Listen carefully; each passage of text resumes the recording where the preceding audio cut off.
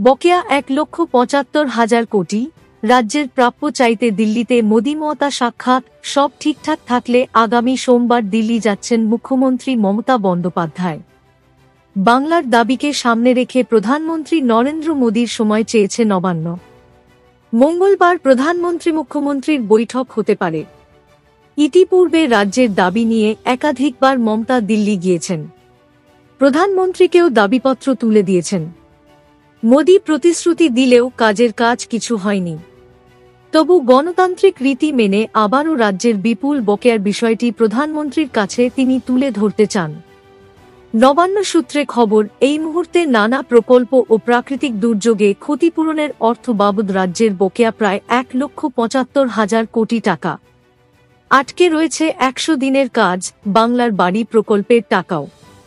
দিল্লি সফরে তৃণমূলের সাংসদদের সঙ্গে সাক্ষাৎ করবেন মুখ্যমন্ত্রী। একটি পার্টি অফিসেরও উদ্বোধন করার কথা।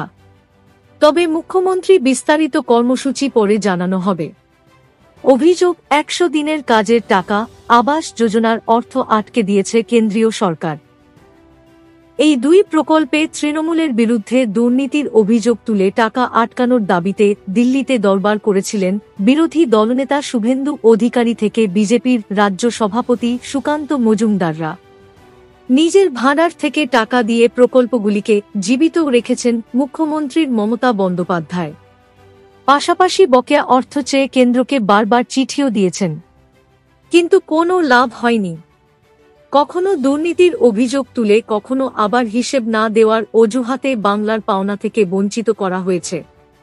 এদিনে তৃণমূল সাংসদরাও দিল্লির দরবার করেছে, তবু প্রাপ্য মেলেনি। এবার দিল্লি সফরে বিষয়টি নিয়ে সরাসরি প্রধানমন্ত্রী দ্বারস্থ হতে চলেছে রাজ্যের প্রশাসনিক প্রধান।